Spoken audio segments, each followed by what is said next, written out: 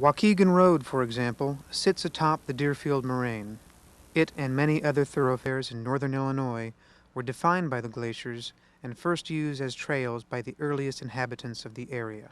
Successive waves of Native Americans come into the area because it was a prime hunting ground. A rich and vibrant culture arose on the open plains and savannas. Tribes such as the Fox, Sauk, and the Illini spread their dominion over a pristine continent.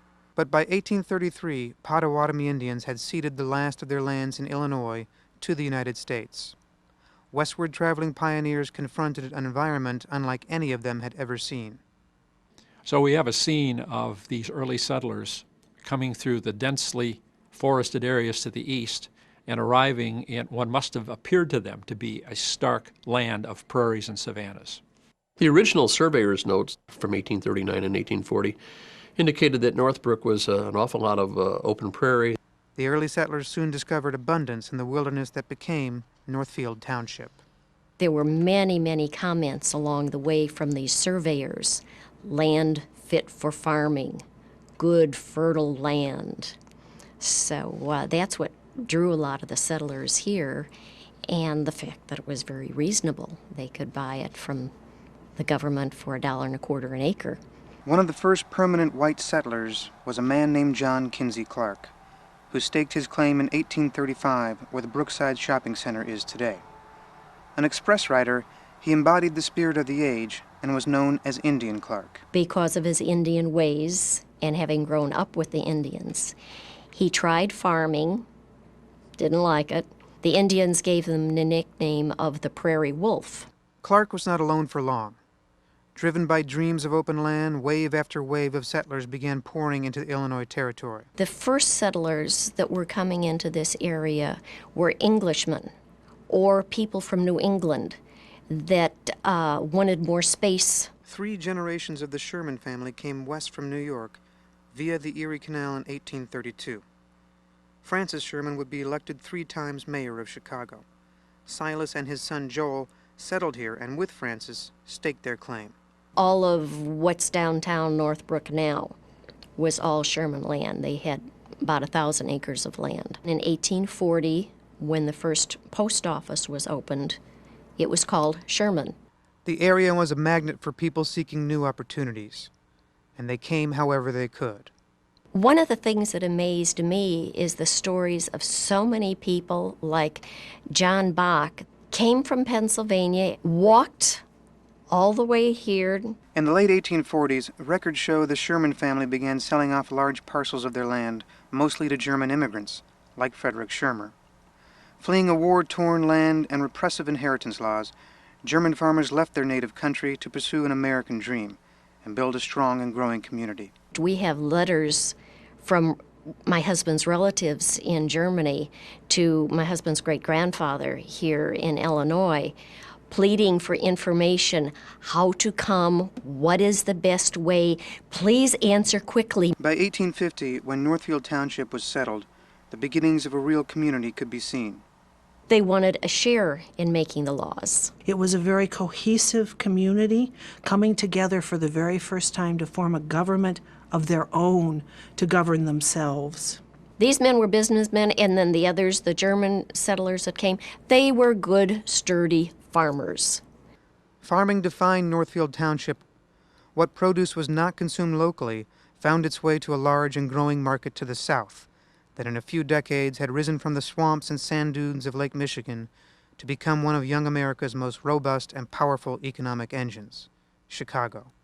The farmers often had to go into Chicago to sell their produce and to sell their crops, and that would be a full day's journey to go all the way into the city and then come back again in the evening. As the year 1860 approached, the land was a vibrant farming community with scattered settlements. In the span of 30 years, the open prairie and savannas had been tamed and converted into fertile farmland. The names of the pioneers who often risked everything to come to Illinois for a few acres of that good earth are still with us today in the street signs of Northbrook. Far away in Washington, D.C., another Illinois native named Abraham Lincoln was grappling with the issues that would ignite the Civil War. When the Civil War broke out, men from this area were very willing to enlist. By the end of a war that nearly destroyed the nation, township men had enlisted and re-enlisted to serve the duration of the conflict. Local men and boys had put down their plows to pick up a rifle for the Union. Some were German immigrants who fought and died in Gettysburg and marched with Sherman to the sea. Yes, they had come from other countries. Now they were Americans. This was their home.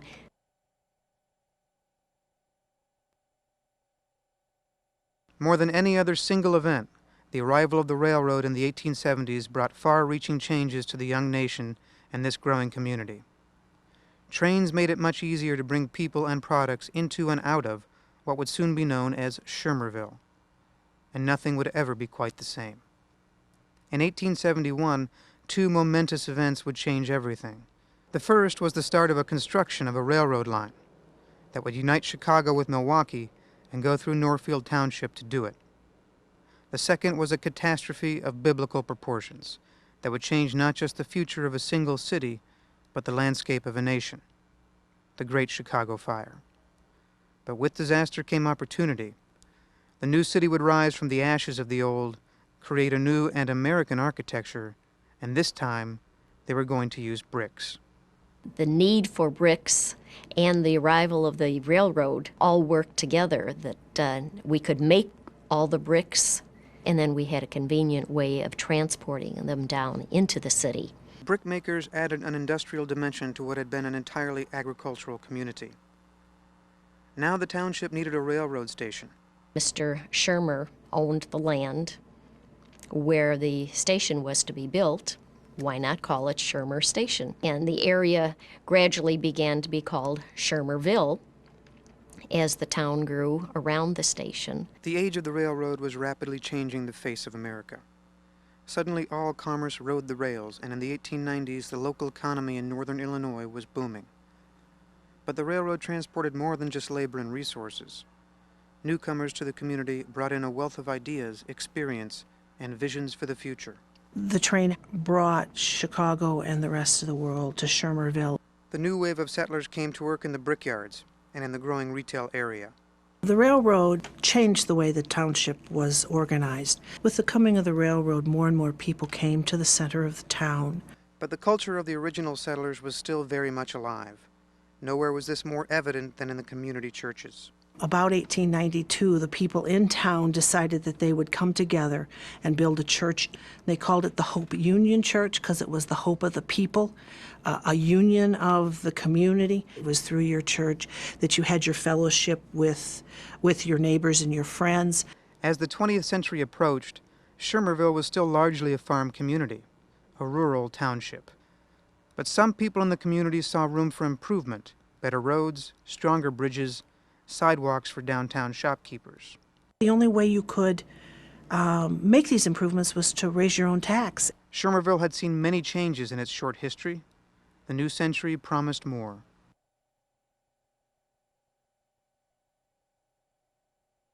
America in 1900 was a nation on the verge of becoming a world power. But in this young democracy, women were still not allowed to vote. And cities and towns all around the Midwest faced formidable growing pains. Shermerville was no exception. The streets were mud. There weren't any sidewalks. This was very swampy land, so when it rained, there were large puddles. It was very difficult to get around. Making improvements meant collecting money.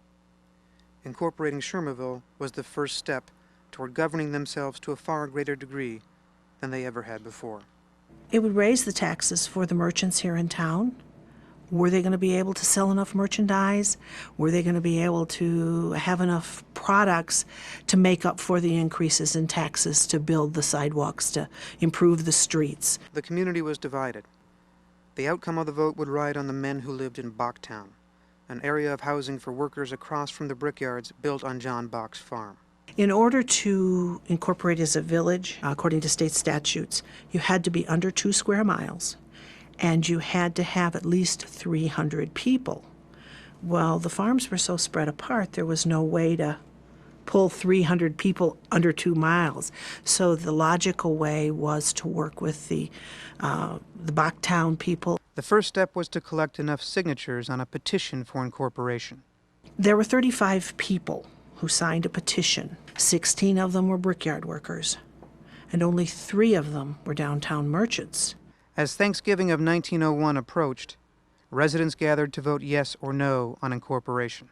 It was going to be very close. There were only 69 votes cast, because while there were at least 300 people in town, that included men, women, and children. And at 1900, only the men were allowed to vote. 32 men voted against incorporation. 35 for, 2 spoiled ballots. So it passed by 3 votes. On November 18, 1901, the village of Schermerville officially came into existence.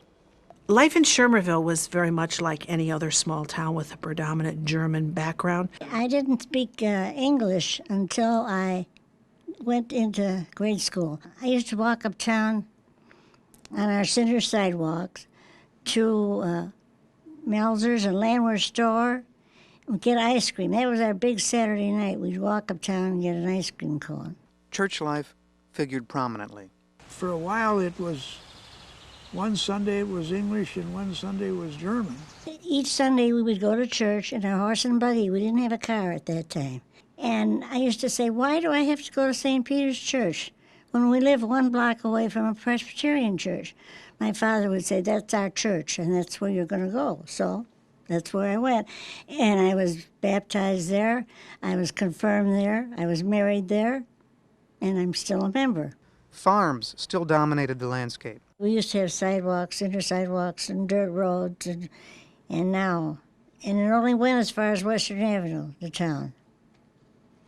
Beyond that, it was cornfields.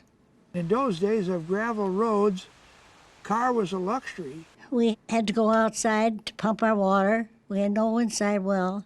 The well was right outside the door, and we had sulfur water, which everybody hated. Automobiles had made their debut in Schermerville, frightening horses and angering board members, who in 1905 declared the town speed limit to be 8 miles per hour.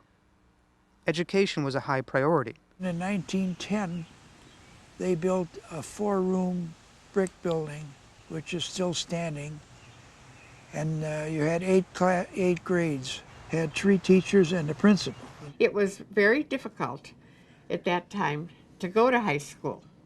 They used to have to take the train to Deerfield, and then they'd get on a wagon, and be drawn from the Deerfield station to Howland Park. That's the way they went to school every day. Schermerville had its first law enforcement officer, the village marshal, whose main duty was to make sure the saloons closed at the appointed hour. Firefighters were all volunteers and relied on horse-drawn wagons and hand pumps, tapping inadequate supplies of well water. But the village leaders were acting to change all that and bring the advantages and amenities of the modern world to the village. In 1917, the world came to Schermerville in a very different way. America entered the Great War. During World War I, some of our men went off to war. George W. Benjamin was the first Northfield Township soldier killed in World War I. He worked at the brickyard before he went off to war. Most of the boys came home, and there was a large celebration here in town. They planned a large celebration to welcome the soldiers home. There was a lot of noise out in the street, and he came running upstairs from the store, and I remember he picked me up and took me to a front window in the building. So we had marching in town, parading and so forth. It was really a gallant day, you know. The nation and Schermerville now turned their attention to more domestic concerns, and Prohibition, the banning of alcohol, had quite an impact on the community. There were 5 saloons here in town, and a saloon was a very different entity then than it is today. In one of those saloons was the post office. Nevertheless, the saloons and the promise of fresh country air drew people from the hot, crowded city. A short train ride from Chicago brought weekend revelers to this picturesque little town, with several shady spots such as Berenshine's Grove, where the village green now stands. There was a lot of drinking that went on. It wasn't so much the inhabitants of Northbrook proper. It was the people who came into the town for the weekend. Ones that came in from Chicago, and they loved that grove over there. It's one of the places where After a night of partying in town, some of the visitors would spend the night in the park. Most residents were not happy to see the throngs of revelers encamped in their groves. The 18th Amendment to the U.S. Constitution put an end to all that. Prohibition changed the face of Schermerville, and suddenly all of these people that had been coming into town weren't here anymore.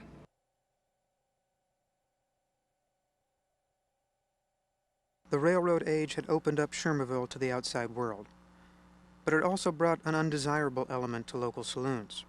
By the time Prohibition put a stop to that unwelcome trend, residents felt that the town needed a new name to help erase an old reputation. There was a change in attitude in the country, and people in Schermerville wanted to look to the future again. The Schermerville Citizens Club was the engine of many of the improvements in the village. Now its members took the lead in changing the image of the town and making a new start with a new name. The reason people in Schermerville wanted to change the name is they wanted to change their image. They wanted to be looked as a new and progressive town, and they were really serious. Schermerville's reputation was known around for having the saloons and all that. So the Citizens Club decided to have a contest, and they sent out a notice to people in town to enter names for a possible change for the village. It came down to two choices. One was Oakton. The other was suggested by Ed Landwehr, Northbrook. He chose that name because it was for the West Fork of the North Branch of Chicago River, and the brook, the river, runs right through the center of town. At the village board meeting in January of 1923, the village board decreed by a 6-1 vote that the name of the town would be changed from Schermerville to Northbrook. I walked out into the kitchen one morning, and my dad said to me, "You don't live in Schermerville anymore." I said to him, "If I don't live in Schermerville, where do I live?" And he said, "You live in Northbrook." It was the first step in a long series of things that they did to improve their community. This long-standing tradition of civic involvement and community pride was nowhere better exemplified than in the very first Northbrook Day celebration of 1925, which was started by the members of the Northbrook Civic Association. After the name change, they got together again and thought, let's have a homecoming. Let's have a celebration for our new community, this new spirit in our town. And so they had what was called Northbrook Day. Well, it was really a big day. We had a parade.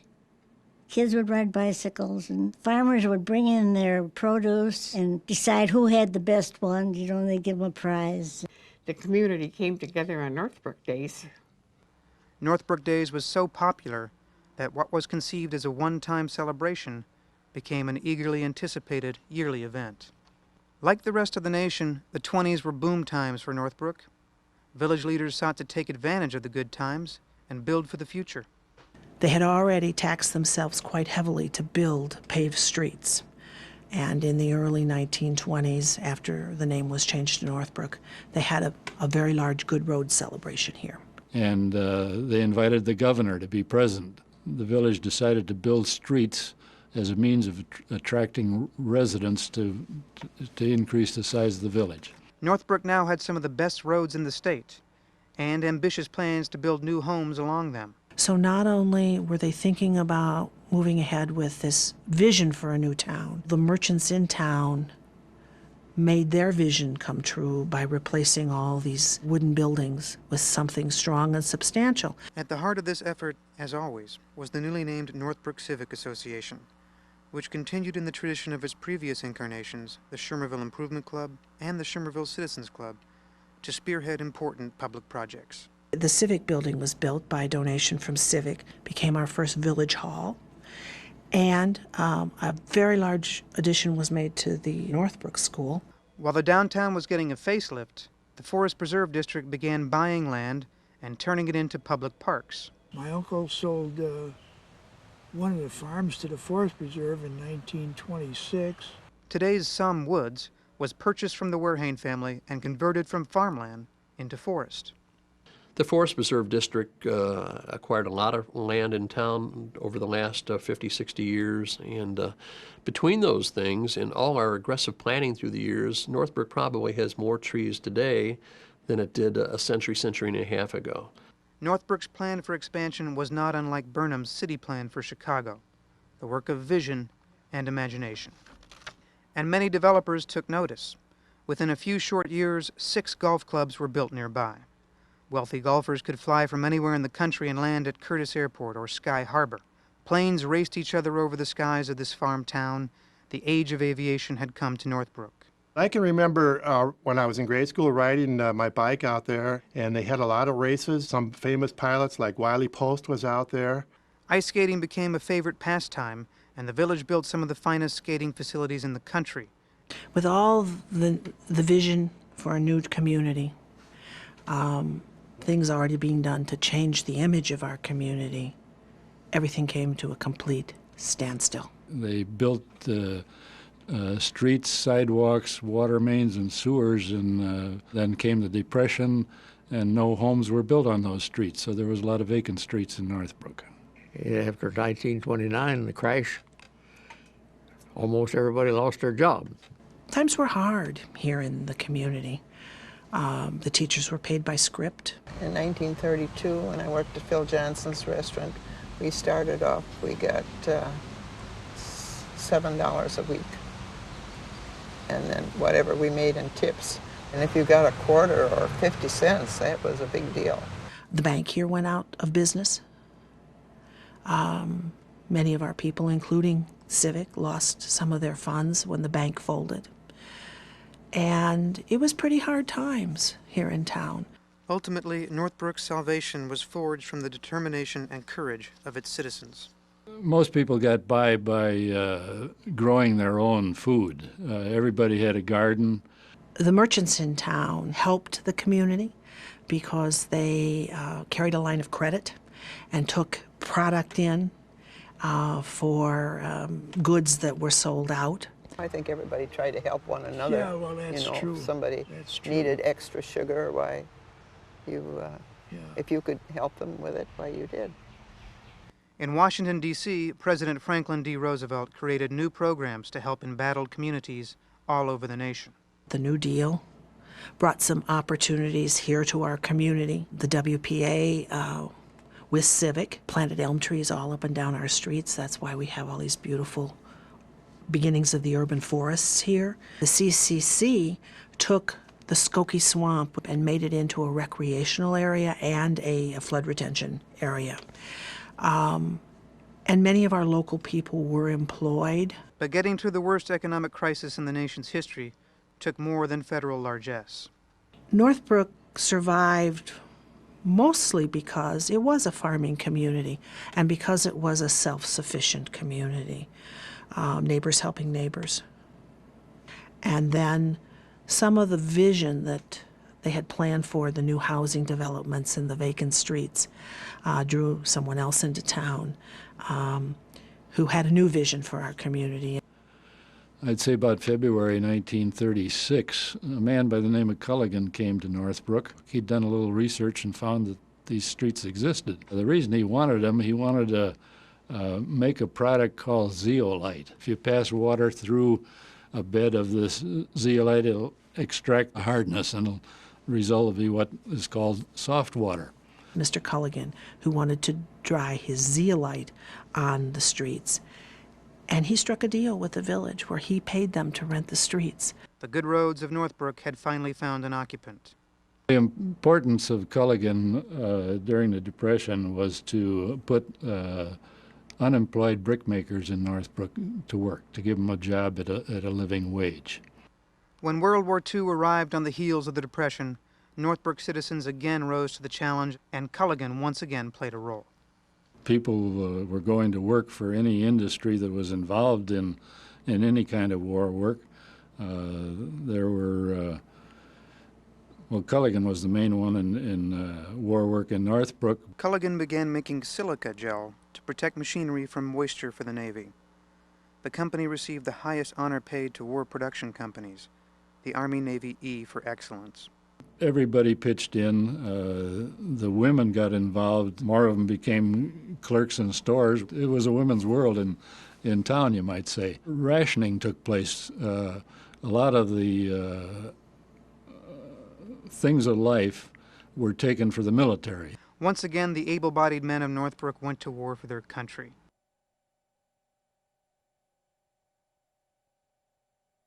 Post-war prosperity helped complete the evolution from rural outpost to bustling modern suburb.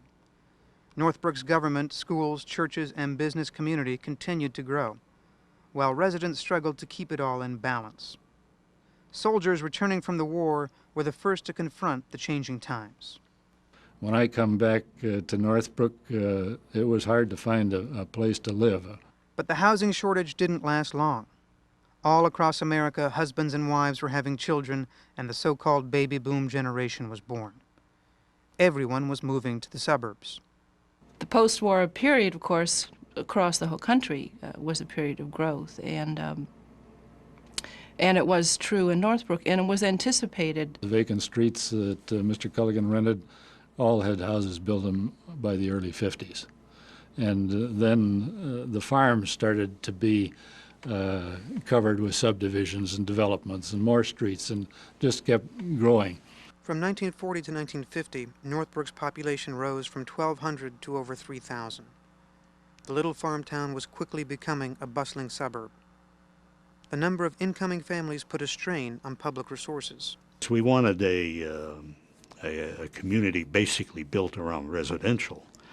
But we also realized that in order to preserve that without having to increase taxes, we had to develop these other areas of commercial and industrial. To achieve this balance would require fundamental changes in the very fabric of the community. Northbrook commissioned a study to find the best way to accommodate growth while retaining the village's small town and friendly character. Rezoning carefully chosen areas of the village for commercial use was one of its most lasting recommendations. The primary concern was that if you brought in developers who would build subdivisions of very small houses on small plots, there would be an overwhelming number of children, and the school districts would not be able to manage. By 1963, as many people were coming to Northbrook to work as were leaving it to work elsewhere. The village also came up with a master street plan that would provide for more orderly growth. The construction of the Cherry Lane underpass was functionally and symbolically the unification of Northbrook's two halves. The Cherry Lane underpass came about by heavy use of the Milwaukee Road tracks by freight lines. Traffic downtown often had to come to a complete halt as trains passed. In case there was a fire on either side of the railroad tracks, there was no way of getting the fire trucks across the tracks. Though citizen involvement was the force behind the change, the Cherry Lane underpass was a very divisive issue. But some of the people that had houses and property along there were not too happy about it. A referendum to build it passed with just 56% of the vote in 1957. What's true of Northbrook now was true of Northbrook all during that period and perhaps forever, and that is when there was an issue at hand, there was a lot of discussion. And a lot of close votes. The bond issue for Northbrook's first public library in 1951 passed by only 6 votes. Federal and state road construction was making Northbrook more accessible to people working in Chicago. When I first moved here in 1952, we had a community of about 3,800 people. When Eden's Highway opened up, the expansion of the village began, and we quickly grew to about 7,000, 7,500 people. At the beginning of the 1960s, one of the more pressing needs was to increase the water supply. Water and sewer are not the most sexy issues out there, but they have been crucial to the development of Northbrook. We had been purchasing water from Glencoe, and as the community expanded, Glencoe kept increasing the rate. The government in Northbrook started considering whether or not it might just be wiser for Northbrook to build its own filtration plant. The real problem was, how do we get access to the lake? We were just about ready to give up any idea of that project when literally God intervened. The pumping station is on the property of North Shore Congregation Israel. The congregation purchased that property, and we prevailed upon the Board of Trustees of the congregation to allow us to have access through their property and into the lake. That was one of the cornerstones of the growth of this community. Most of the communities to the west of here were on wells, and the supply and the quality of the water was uncertain. Northbrook's epic started with the extension of water from Lake Michigan, which really helped it control its destiny. But the children of any community are the most important part of its destiny, and what keeps families coming to Northbrook are the schools. I would say the schools have made Northbrook what it is today as a community. The high school did not occupy a building of its own until 1953. When I came here as principal of Crestwood School in 1954, the building housed the kindergarten through the 8th grade. New schools to handle new children became one of the village's primary concerns, and taxpayers were willing to foot the bill. We got the ideas, and they were quick to fund it, and we just didn't lose referendum. Their money was always there. Within 20 years, the Northbrook educational system had transformed itself into one of the area's best. The community of Northbrook has been very supportive of its schools, quite demanding, in fact, I think, at times, of what we do for the children. Northbrook's stunning rise from a small, underinvested rural school system reached a milestone when local first-in-the-world consortium students tested #1 in science and #2 in math. Our test scores certainly has demonstrated that in the areas, particularly of math and science, we are second to none, regardless of which nation you put us against. Comparing our very best to the world's very best was an experience that resulted in our finding out we were the best. The community itself received the Excellence in Education Award, which impressed a recent visitor.